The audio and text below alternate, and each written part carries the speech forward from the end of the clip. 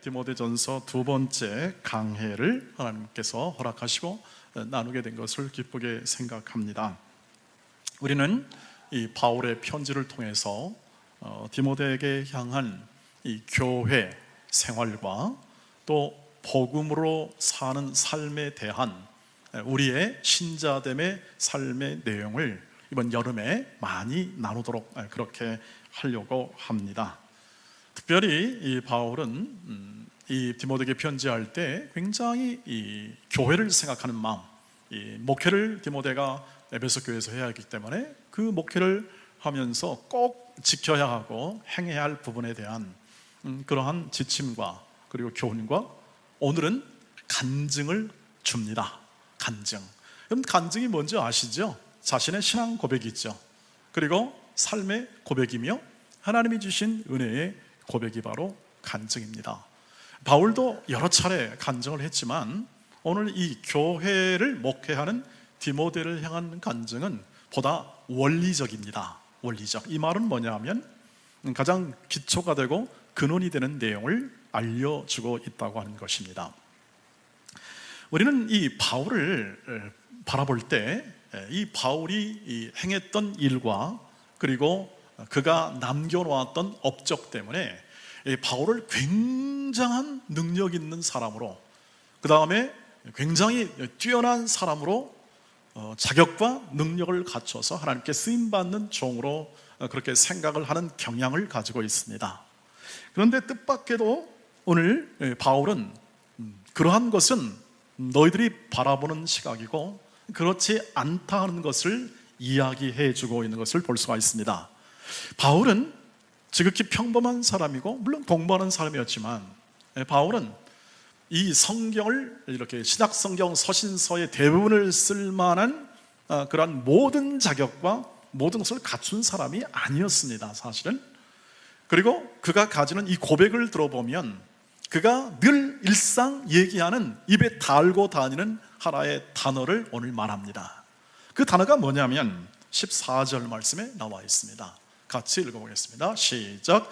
우리 주의 은혜가 그리스도 예수 안에 있는 믿음과 사랑과 함께 넘치도록 풍성하였도다. 무엇이 풍성한 겁니까? 은혜가 풍성한 겁니다. 그는 이렇게 설명합니다. 내 인생은 은혜가 풍성한 인생이었다. 이것이 내가 너에게 해줄 수 있는 가장 정직한 말이다 하는 것을 얘기해 줍니다. 바울이 동원하는 것은 은혜입니다. 그래서 바울의 편지를 보면 은혜 위에 은혜가 계속 쓰여지게 됩니다. 은혜란 말을 입에 달고 다닌다 이렇게 말해도 상관이 없을 것 같습니다. 왜 그랬는가를 본인이 간증해 줍니다. 12절 13절에서 그 간증의 내용을 읽어보시길 바랍니다. 시작. 나를 능하게 하신 그리스도 예수 우리 주께 내가 감사함은 나를 충성되이 여겨 내게 직분을 맡겼다. 이 바울은 감사 내용이 뭐냐면 나를 충성되이 여겨 내게 직분을 맡겼다는 겁니다. 여기서 직분을 맡기다는 것은 뭐냐면 교회를 섬기고 교회를 이렇게 세우는 일로 부르시고 그 일을 능하게 하셨다, 이것을 말합니다. 그런데 그가 원래 자격, 원래 이 바울의 이 가지고 있는 조건과 자격을 보시길 바랍니다. 그가 고백합니다. 13절이죠. 시작. 내가 전에는 비방자요 박해자요 폭행자였으나 도리어 긍휼을 입은 것은 내가 믿지 아니할 때 알지 못하고 행하였음이라 라고 말을 합니다. 바울이 어떤 사람입니까? 세 글자 단어가 나오죠. 비방자, 박해자, 폭행자입니다. 여러분 이런 말 들을 때 기분이 좋습니까? 나쁩니까? 더운 여름날에 더 열받죠. 이런 사람 만나면 우리는 피하고 싶습니다. 이런 사람 안 만나는 게 내 인생의 복이다, 뭐 이런 거 아니겠습니까? 여러분 바라보시면 이 말씀을 바라보시면 자기에 대한 간증을 이렇게 서슴없이 합니다. 내가 이 정도였다라고 얘기합니다. 이 정도였다. 물론 그가 말한 것이 사실입니다. 그는 초대교회 때 엄청난 핍박을 가한 자입니다. 그리고 그 가한 정도가 아니라 그는 이 나라를 벗어나서 예루살렘이나 이 유대 나라를 벗어나서 팔레스타인을 벗어나서 저 시리아의 다마스커스까지 가서 다메섹까지 가서 이 예수 믿는 자를 잡아와서 그 사람을 어떻게 합니까? 옥에 쳐 넣어서 벌을 받게 하려고 했던 아주 열심 있는 사람이었습니다. 율법에 열심이 있고 그의 인생 가운데 열정이 있었던 사람인데, 그만한 그 열정이 방향이 잘못되니까 완전히 어떻게 됩니까? 인생 망가지게 하는 거죠. 방향. 열심히 있었는데 그 방향이 뭡니까? 그 열정이 비행자요, 폭행자요, 박해자의 인생을 살아가는 방향으로 가버리고 말았던 것입니다. 그걸 고백하고 있습니다. 바울은 솔직한 사람인 것 같습니다. 그가 이렇게 얘기하는 것은 뭐냐면, 바로 내가 어떤 존재였는데 이렇게 내가 지금 너에게 편지를 하고, 그리고 이렇게 하나님의 은혜를 나눌 수 있는 사람이 된 것은, 그리고 이렇게 하나님의 교회를 섬기고 영광스러운 이 영광의 복음을 따르고 섬기게 된 것은 전적으로 하나님의 은혜였다. 하나님의 은혜가, 그 은혜의 복음, 영광의 복음이 나를 오늘 나 되게 만들었다 하는 것을 이야기하고 싶은 겁니다. 그 영광의 복음이 바로 은혜의 복음이지요. 여러분, 우리 지난 시간에 이 말씀 배웠습니다. 다른 복음과 바른 복음. 다른 복음은 율법에 기초하여 따지고 주장하고 그리고 정죄해서 비판하여 그것을 옳게 하고자 하거나 오늘 교정하고자 했던 삶의 모습이 바로 다른 교훈에 의한 소모적인 변론을 낳는, 그러한 쓸데없는 변론을 낳는 삶의 모습이었고, 이것은 율법에 선생된 자의 삶이었다는 것을 말해 주었고요. 두 번째, 그리스도를 따르는 사람들은 그 삶이 아니라, 그런 율법 선생된 삶이 아니라 영광의 복음을 따라 모든 청결한 양심과 그 깨끗한 마음과 그 믿음에서 나오는 사랑의 마음을 가지고 행하는 바른 교훈을 따른 영광의 복음을 따른 인생을 얘기했습니다. 그 샘플로 영광의 복음이 어떻게 바울을 바울되게 만들었느냐를 오늘 은혜라는 말로 설명하는 겁니다. 이 은혜가 충만하여 이 은혜를 따라 믿음과 사랑이 온 내 인생에 충만하게 되었다. 그게 바로 영광의 복음이 자신을 변화시키는 간증을 얘기하는데, 그게 바로 사용한 단어가 은혜였습니다. 은혜. 은혜라는 단어는 내게 그 원인이 있지 않고 내가 가진 자격이나 조건이나 환경에 의하여 내가 나 된 것이 아니라 나에게 속하지 않은 다른 무언가에서로부터 호의 그리고 좋은 것으로 흘러나와 내 인생을 채우고 내 삶을 채워 내가 이렇게 바르고 복된 인생을 살아가도록 했다는 것을 의미합니다. 여러분, 저와 여러분은 어떤 삶을 살고 나오냐면 항상 원인과 결과가 있어야 만족이 되는 그러한 마음으로 삽니다.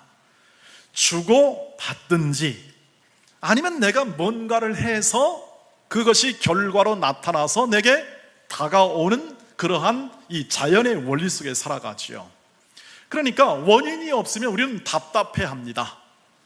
그 어떤 뭔가 그 근원이 없으면 답답해해요. 그렇지 않겠습니까? 원인이 없다.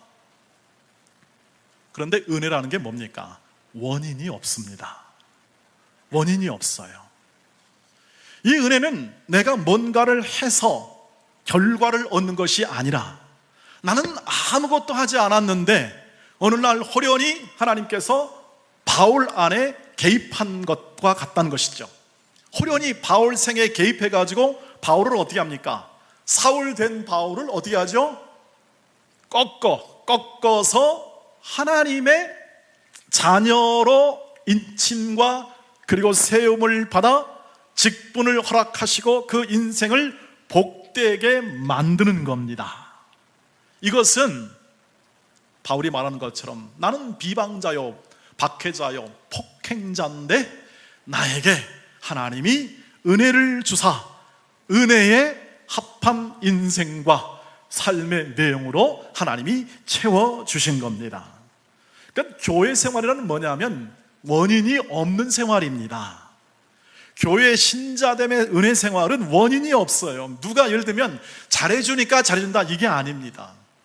우리는 원인이 없는, 밑도 끝도 없는 하나님의 사랑이 어느 날 저와 여러분에게 임했습니다. 부모를 통하여 임하든지, 혹은 형제를 통하여 임하든지, 혹은 이런 거 있잖아, 친구 따라 강남 갔다가 그 은혜에 탁 연결되어서 이 은혜에 받는 삶을 살아가는 거죠. 여러분, 거기에 무슨 우리의 노력과 우리의 조건과 우리의 자격이 필요합니까? 그런 거 없습니다. 하나님이 창세전에 만물 가운데 그의 영광의 아들로 삼기 위해서 계획하시고 작정하심을 어느 순간 우리의 삶 가운데 들어오셔서 복을 주시고 믿음을 주시고 그리고 삶의 의미를 주시고 방향을 주심으로 은혜를 주십니다. 그것이 바로 은혜라는 단어요.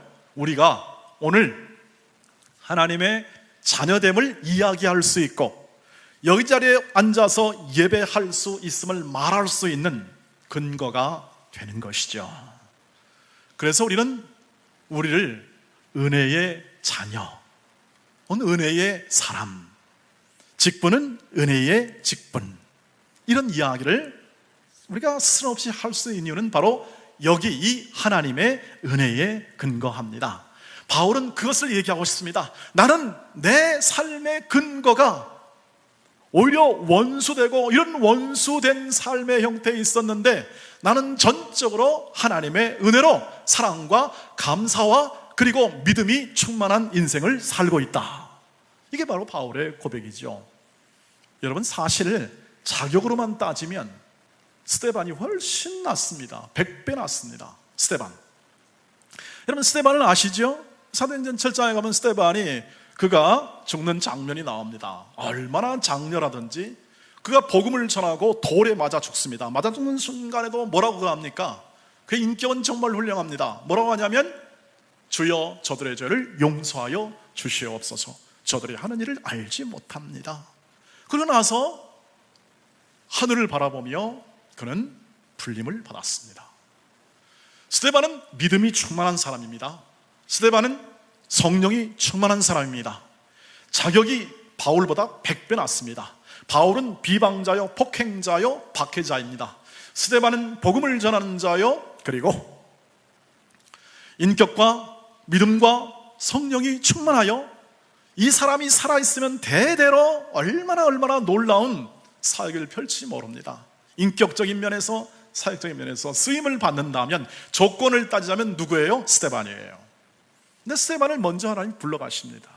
참 이해를 할 수 없는 대목이죠. 왜 하나님은 스데반을 불러가실까? 앞으로 할 일이 창창한 스데반을 불러가시고 저렇게 살기 등등한 그 스데반이 죽는 것을 그 앞에서 보면서 저건 마땅히 죽음을 받아야 돼 라고 증언자가 돼버린, 오히려 의로운 자를 죽이는 이 악한이 오히려 그 증언을 해버리는 아이러니가 발생하는 것을 그대로 보여주지 않습니까? 그런 이 인간을 왜 그대로 살려두시거나 놔두시는 거죠. 놔두실 뿐 아니라 나중에 뒤에 다메스코로 가는 그를 다메스코산에서 거꾸로 틀어가지고 그를 하나님의 의의 은혜의 도구로 사용하시더라는 말이죠. 이걸 바울이 직접 다 자기 눈앞에서 본 겁니다. 여러분, 하나님의 뜻을 이해할 수 있겠습니까? 모릅니다. 왜 그랬는지 모릅니다. 왜 스데반을 데려간지 모르지만 한 가지 아는 거 있습니다. 스데반은 가장 영광스러운 죽음을 맞이했고, 순교의 죽음을. 그는 그의 인생 가운데 하나님이 허락하신 삶의 내용 그리고 모든 환경을 하나님의 은혜로 살았습니다. 그런데 바울은 진짜 이해가 또 안 가는 사람이죠. 그런데 하나님이 은혜를 베풀어 주셨습니다. 아무런 조건과 아무런 내용과 아무런 자격이 없음에도 불구하고 하나님이 그에게 일을 맡기시고 은혜의 사역을 맡기셔서 이방인의 사도로 불러 그의 인생을 살게 하신 거죠. 여러분, 저도 이해가 안 갑니다. 왜 그런지. 그래서 이해가 안 간다. 내게 속한 것이 아니다. 우리에게 속한 것이 아니고 위로부터 오는 하나님의 자비와 긍휼이다. 그래서 은혜입니다. 저와 여러분도 이렇게 은혜로 부르신 줄 믿습니다. 우리도 은혜로 어느 순간, 어느 틈에 알 수 없고, 왜 불렀습니까? 글쎄요, 여러분을 왜 불렀는지 모르겠습니다. 제가 확인할 수 있는 것은 저를 만나려고? 아닌가요? 여러분 스스로 만나게 하시려고? 믿습니다. 여러분을 만나게 하려고, 여러분의 인생 가운데 만족한 인생, 복된 인생을 살게 하고자 하시는 하나님의 은혜가 있었다. 이 외에는 달리 설명할 방법이 없다는 것입니다. 그러니 놀랄 수밖에 없습니다. 하나님의 은혜의 사역은 놀랄 수밖에 없습니다. 그저 감사할 수밖에 없습니다. 그저 명하신 대로, 은혜 받은 대로 사랑하는 인생을 살고자 하는 내 내면의 확신과 생각을 펼칠 수밖에 없는 하나님의 은혜가 거기 있다는 사실을 얘기해 주는 거죠. 은혜로 사시기를 바랍니다. 그 은혜의 자녀가 되었다는 사실 하나만으로도 우리는 충분하다는 사실을 기억해 주시기를 바랍니다. 이 말을 자주 합니다. 그 은혜만으로도 충분하다. 그 은혜만으로도. 뭘 그렇게 너무너무 잘하려고, 너무너무 열심히 해가지고 뭘 그렇게 위대한 일이려고 하는 것보다 하나님의 자녀됨에 대한 그 은혜에 대한 감사로 충분하다.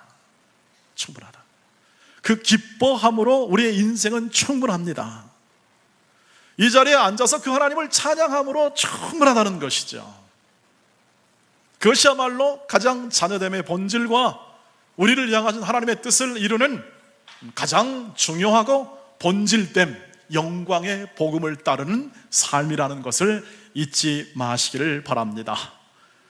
확인을 하셨다면, 내가 이렇게 놀라운 하나님의 은혜의 자리로 인도를 받았다는 것을 안다면, 우리는 이 말씀을 꼭 마음에 새겨야 합니다.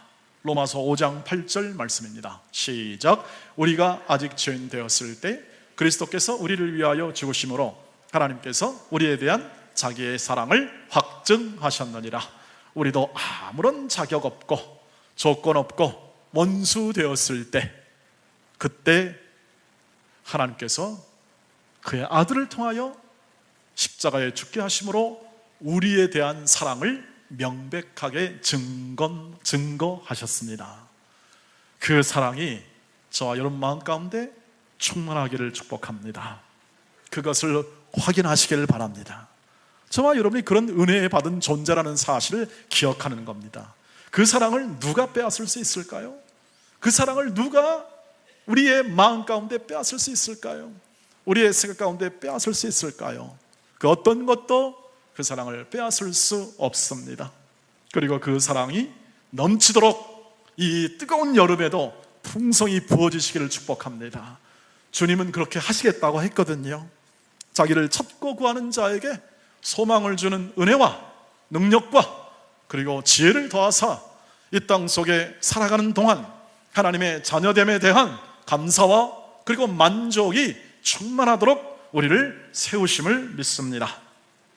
나아가 바울이 자신이 자신의 됨을 은혜로 마음 규정하고 바울의 이 디모데에게 편지했던 것처럼, 두 번째로는 자기에게 허락한 이 모든 이 사실, 즉 모든 이 복과 은혜를 이렇게 허락하신 것은 주님께서 약하고 실패하고 낙심할 만한 조건이 있음에도 불구하고 그런 인생 가운데서도 하나님이 그 은혜를 통하여 그를 사용하시고 그의 그 약함과 실패를 통하여 일하시는 하나님이시다 하는 것을 보여주는 샘플, 본보기로 사용하기 위하여 우리를, 그 바울을 불렀다는 얘기합니다.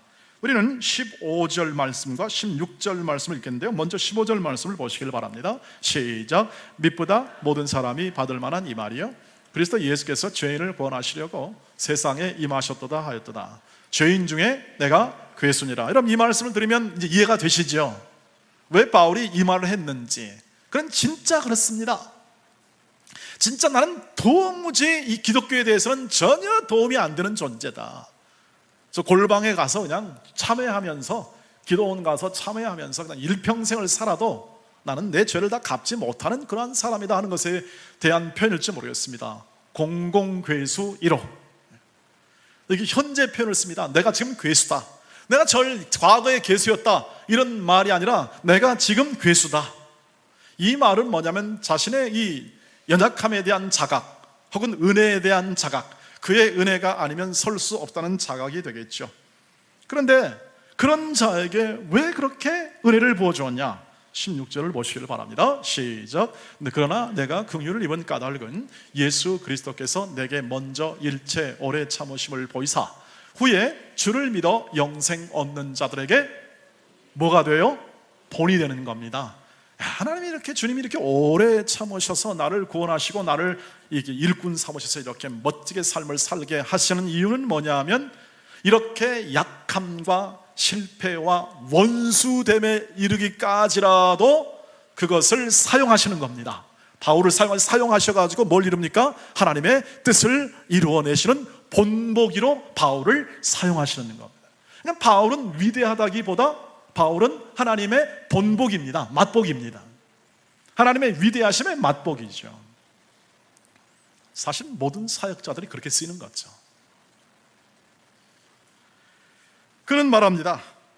내가 가진 비방자요, 폭행자요, 박해자의 모든 삶의 내용을 뒤집어 엎으시고 하나님, 그 더 크신 하나님의 은혜와 인도와 능력을 통하여 나를 사용하시는 하나님의 본보기이다.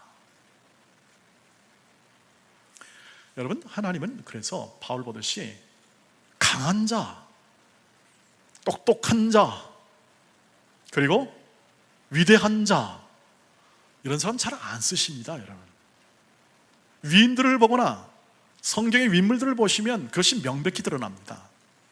여러분, 성경을 너무 위인화시키거나 능력화시키거나 혹은 그 인물에 대한 것을 미화시켜서 아주 위대한 인물로 이렇게 격상합니다.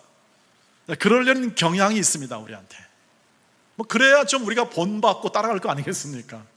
이 초라한 인간이면 뭘 본받고 따라가겠습니까? 믿음의 조상 아브라함 그러면 이런 마음이 들어야 우리가 다 따라가지 않겠어요? 여러분, 그렇지 않습니다.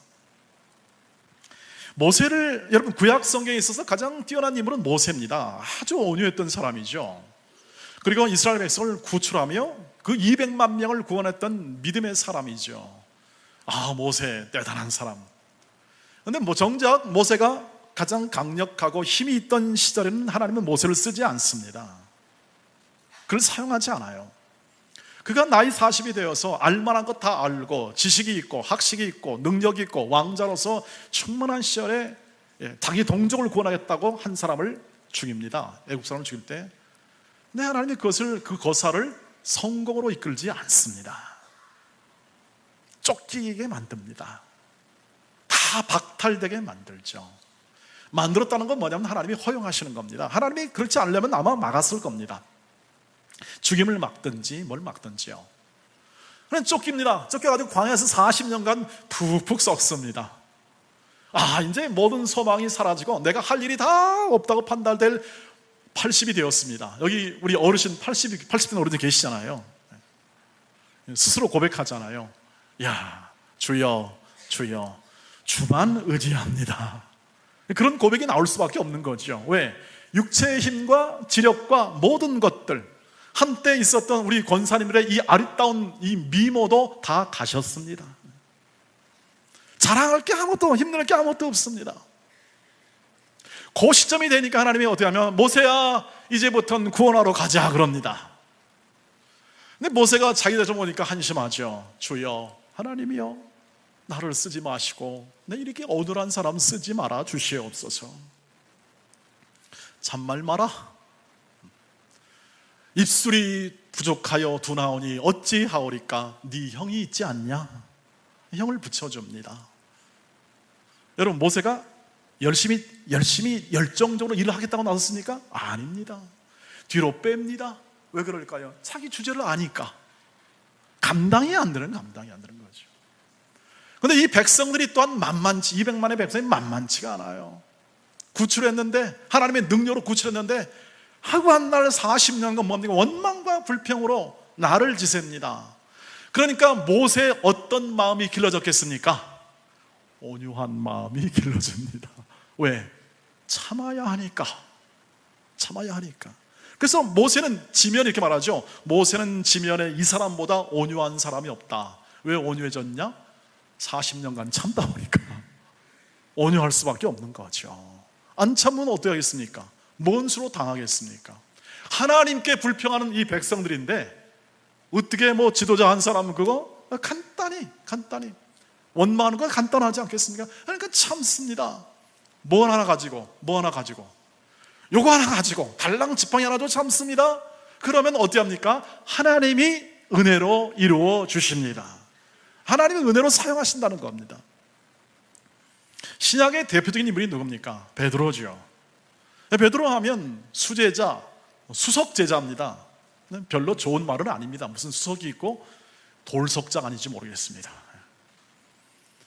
수제자라 말하는데 뭐에서 수제자냐면 하여튼 열심히 있어요. 열정이 있어요. 그래가지고 뭔 일을 하면 제일 앞에 달려나가서 주여 내가 이 일을 하겠습니다. 다른 사람은 다 배반해도 나만큼은 배반하지 않고 끝까지 주를 따르겠습니다. 입에 침에 마르기도 전에. 그는 3번을 부인합니다.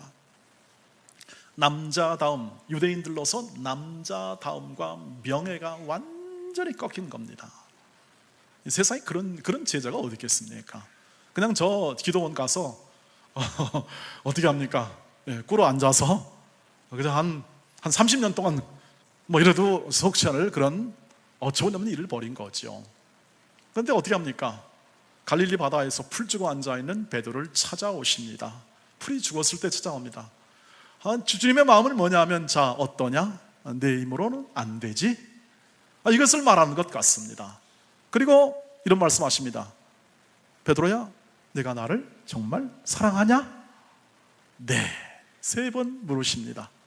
그리고 회복시킨 다음에 그때 이런 말합니다. 내 양을 먹이라. 그리고 너는 나를 따르라. 그때부터 베드로가 일하기 시작하는 겁니다. 그 전까지는 자기 힘으로, 자기 능력으로, 자기의 생각과 힘으로 가는 것이죠. 그것이 나쁘다는 것이 아닙니다. 그것이 방향성이나 그 원천을 어디에서 얻냐? 자기 의에서 얻는 겁니다. 우리 모두는 전부 다 자기 의에서 출발합니다. 자기가 옳고 자기가 정당하고 자기의 힘든 입을 가지고 벌어서 먹고 공부해서 똑똑해가지고 내가 내 인생을 살겠다는 그런 마음부터 출발하는 게 인간의 본성입니다. 그렇지 않겠습니까? 우리 모두가 그렇게 살아온 인생 가운데 살고 있지 않겠습니까? 그런데 그게 아니라는 겁니다. 우리의 구원은 하나님이 이루신답니다. 하나님이 이루신다는 사실을 이 바울을 통해서 보여주고자 하는 겁니다. 바울의 바울됨이 그 모든 조건에 의하지 않고 은혜로 되었듯이 그의 사역과 그 일과 그 모든 이 바울의 이 삶이 그렇듯이 동일하게 믿음을 가진 우리 모든 존재가 우리의 삶에서 우리의 자기를 꺾고 주께서 우리를 통하여 일하신다는 겁니다. 그것을 증명하기 위해서 약한 것을 택합니다. 부족한 것을 택합니다. 미련한 것을 택합니다. 고린도전서 1장 26절 29절을 보시기를 바랍니다. 시작. 형제들아 너희를 부르심을 보라. 육체를 따라 지혜로운 자가 많지 아니하며 능한 자가 많지 아니하며 문벌 좋은 자가 많지 아니하도다. 그러나 하나님께서 세상의 미련한 것들을 택하사 지혜 있는 것들을 부끄럽게 하려 하시고 세상의 약한 것들을 택하사 강한 것들을 부끄럽게 하려 하시며, 계속해서요, 하나님께서 세상의 천한 것들과 멸시받는 것들과 없는 것들을 택하사 있는 것들을 폐하시려 하시나니 이는 아무 육체도 하나님 앞에서 자랑하지 못하게 하려 하심이라. 아멘. 여러분, 이 말이 똑똑하고 또 명료하고 또 부자요 문벌 좋고 이러한 사람들을 하나님이 싫어한다는 말이 아닙니다. 중요한 것은 하나님이 이를 이루심에, 모든 구원을 이루시고 우리를 복된 하나님의 자녀로 세우심에 있어서 사람을 의지하지 않고 내 자격과 내 조건을 의지하지 않고 믿음을 가지고 순종하며 하나님을 하나님됨에 인정하는 사람들을 하나님은 어떻게 합니까? 하나님의 힘으로 세우십니다. 이 말은 즉 미련하고 천하고 약한 자를 쓰시면 뭐냐면 그 사람들을 통하여 너의 인생과 너의 삶이, 너의 믿음이 하나님께서 하시는 일이다, 사람에게 달려있지 않다는 것을 보여주고자 합니다. 우리는 세상에서 가르쳐주는 대로 열심히 공부하고 열심히 노력해서 좋은 직장 가지고 또 이렇게 만만한 상대와 그 적당한, 우리의 상대에 적당한 이 사람과 결혼하여 잘 가정을 꾸리고 삶을 살아나가는 것을 가장 근본적이고 행복한 것으로 합니다. 그런데 하나님은 이렇게 말씀합니다. 그것보다 더 중요한 게 있다. 그 모든 것을 내가 이루리라. 너희의 힘과 너희의 문벌과 너희의 학식과 너희의 재능이 아니라 내가 이룰 것이다. 그런 샘플로 바울을 사용하시고 우리를 사용하시고 연약한 자를 사용하십니다. 그러니까 여러분, 너무 강하려고 하지 마시기를 바랍니다. 그것을 추구하는 것이 우리의 기도 제목이 될 필요가 없습니다. 우리가 공부를 열심히 하는 것, 우리가 어떤 노력에 성실하는 것은 너무나 지극히 당연한 일입니다. 그러나 우리의 목표가 나 자신을 증명하고 내가 나됨에 대한, 내가 이 구원의 조건이나 또 하나님 앞에서 내가 이런 존재임을 확인하는, 내 정당성을 확인하는 그런 존재로서의 삶을 살기 위한 내 자신의 의사 표현을 하나님은 기뻐하지 않으십니다. 고린도후서 12장 9절 10절 읽으시길 바랍니다. 시작. 나에게 이르시기를 내 은혜가 내게 족하도다. 이는 내 능력이 약한 데서 온전하여 짐이라 하신지라. 그러므로 도리어 크게 기뻐함으로 나의 여러 약한 것들에 대하여 자랑하리니 이는 그리스도의 능력이 내게 머물게 하려 함이라. 이 말의 근원은 뭐냐면, 바울 사도요, 당신이 사도라면 뭐 이순신 장군이나 뭐 저 강강참 장군 같은, 혹은 또는 뭐 저 위대한 뭐 믿음의 조상 뭐 이런 타이틀이 붙을 만큼 좀 능력 있고 힘 있고 말도 잘하고 얼굴도 잘생기고 뭐 그런 정도, 뭐 사도라면 뭐 하늘로부터 뭐가 좀 콱콱콱 이런 거 좀 있어야 되지 않냐라고 이 고린도 교인들이, 일부 교인들이 바울에 대해서 비판합니다. 잘 못한다 이 말이죠. 그러니까 바울이 뭐라고 그러냐면, 내가 자랑할 게 있다. 약한 것들이다. 약한 것들. 내 안에 있는 주 예수 그리스도가 오히려 내가 약할 때 더 능력을 베풀었다.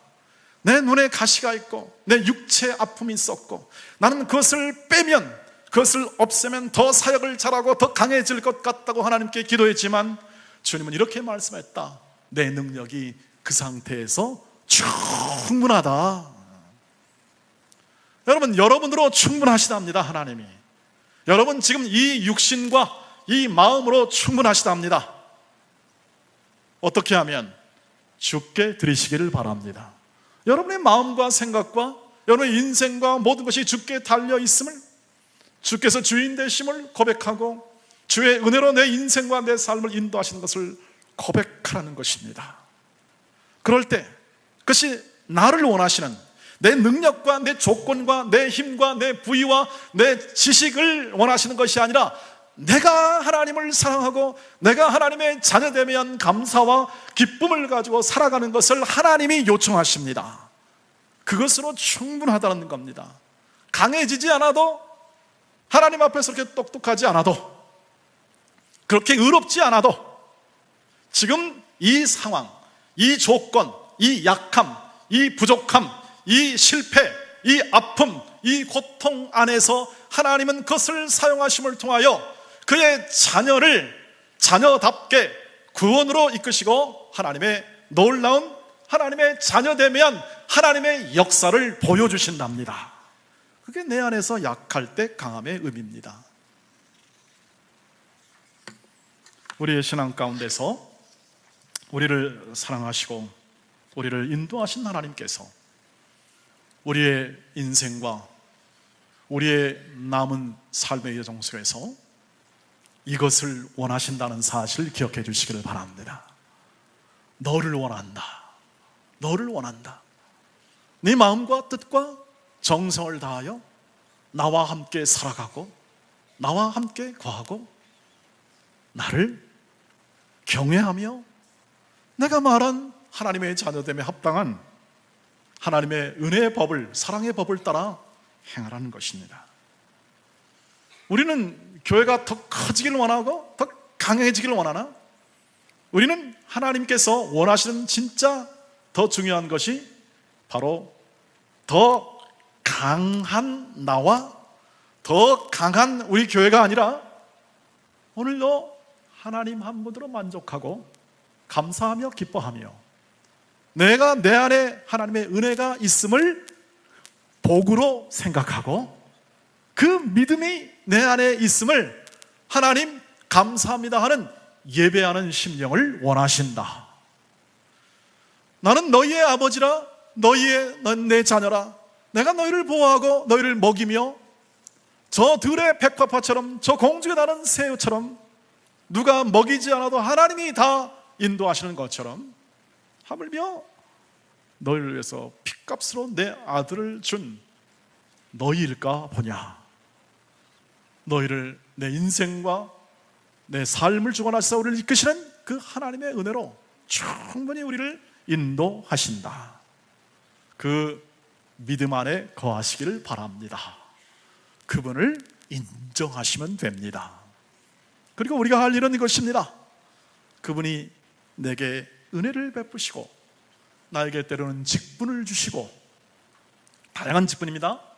내 삶의 직장과 환경과 여건을 주셔서 현재 지금 살게 하시니 주여 내 인생을 당신 앞에 드리고 당신의 의의 도구로 사용하여 주시며 내 인생 가운데 남아있는 삶의 모든 부분에서 하나님이 내 삶의 주인 되심을 믿습니다.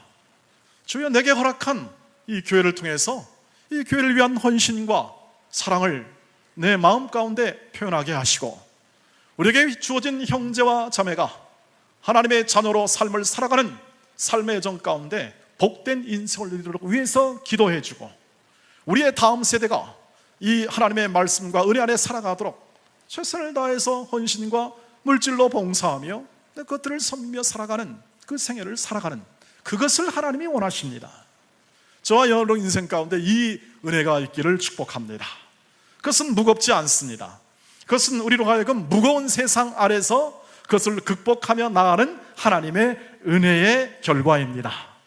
그 은혜가 저와 여러분 가운데 있음을 오늘 아침에도 확인하시고 약할 때, 실패할 때 그것을 잡아 사용하시고 강한 것들을 부끄럽게 하시는 약한 자를 들어 쓰시는 하나님의 의도와 목적과 생각을 이해하시고 오늘도 기꺼이 바울의 고백처럼 나의 나 된 것은 하나님의 은혜입니다.